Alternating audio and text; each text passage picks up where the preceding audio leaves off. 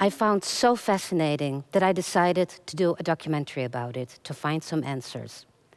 And I did. But what I found, I never expected. I thought this was just concerning the experts, but it also concerned me. But my biggest discovery is that I discovered the power and the danger of a limited perspective and how it affects our world. And I want to illustrate this by telling about what happened with the paintings.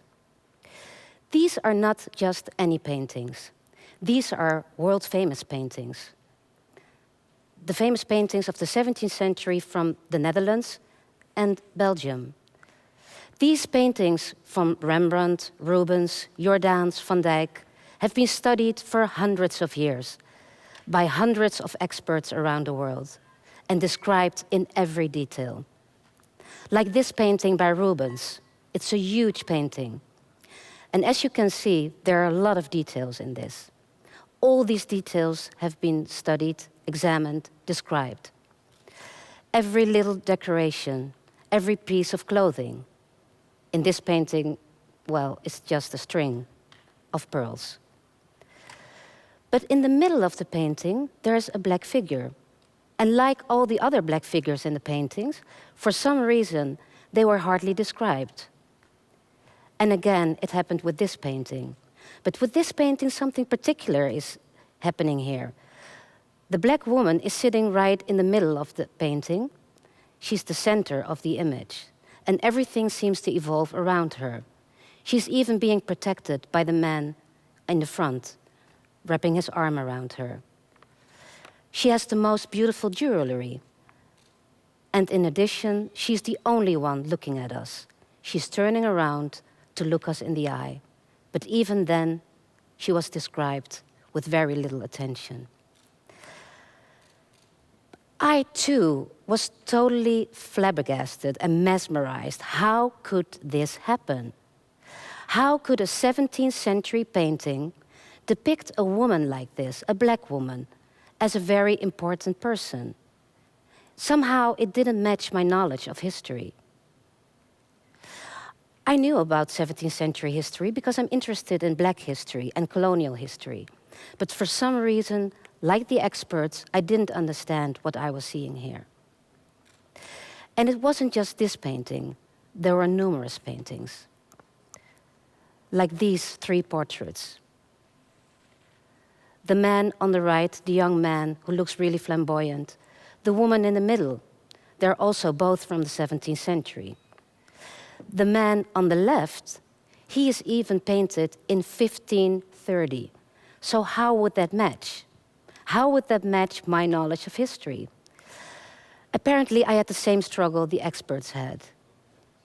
And then that's the moment where I found out that I had a very limited perspective on colonial history as well. Apparently, the painters painted a history forgotten, a history untold, and a history not written in history books. Because these depictions, these figures, were not figures who were inferior. They could not be slaves or servants, as everybody was thinking about these black figures in paintings. These were very important people. And so through these paintings, I learned about a history of Africa and a history of Europe, where there was a long history and a long connection with mutual exchange. So this changed my perspective radically. But it did also for others, because since recently, as the interest for these black figures grew, museums all over the world are showing these paintings and their black figures, but now they're really describing them and they're being studied. And while being studied, a new history of our world emerges. So the changed perspective on these figures has changed our reality as we knew it. What does this mean? It's not only about these paintings. It's also about many other things that stay out of sight. And this concerns not only people of color or people like me, but it also concerns you. It's about everyone. And I'm going to give some examples. For instance, in our educational system, We value skills where you use your brain more than work that you do with your hands. So there's a higher status for those who do intellectual work, leaving the others out of sight.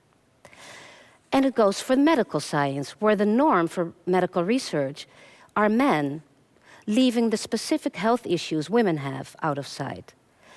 Women who have a heart attack have symptoms that are not recognized. But also things like, now weekend sport, as we just saw with my previous speaker. But there was a time where women were forbidden to do sports because it will affect their fertility in a bad way. Luckily, all those things have changed because our perspective has changed. So I know now, through these histories, about the power of a limited perspective and the danger of that. But how can we change that? I am a documentary filmmaker, and my business is mainly around reality. But there is no such thing as reality. Reality is very subjective. But in documentary filmmaking, we know how to handle that because we frame reality as we want you to see it. So if we move our camera, we show a different part of reality. Like in this situation, you see me on stage, but you can't see what's around. You can't see what's behind you. So you are very aware of the fact that you never can see the big picture or the whole picture. But what happens if you are able to do so? If you would have a fuller picture, then you'll have a better understanding of what is happening, and maybe also a better understanding why the world is in the shape it is, with people being divided and people being driven apart. So if we are looking for a world that is more inclusive and a world where there's more connection between people, we have to be willing to change our perspectives. And this is scary. Because if you change your perspective, you might change or lose your worldview, or even change the way you look at yourself. And that is uncomfortable. But if we really care about the world, and if we really want to be part of the change, we have to be brave. So, let's be brave and try to look at things from a different point of view and see if we can see reality change right in front of our eyes.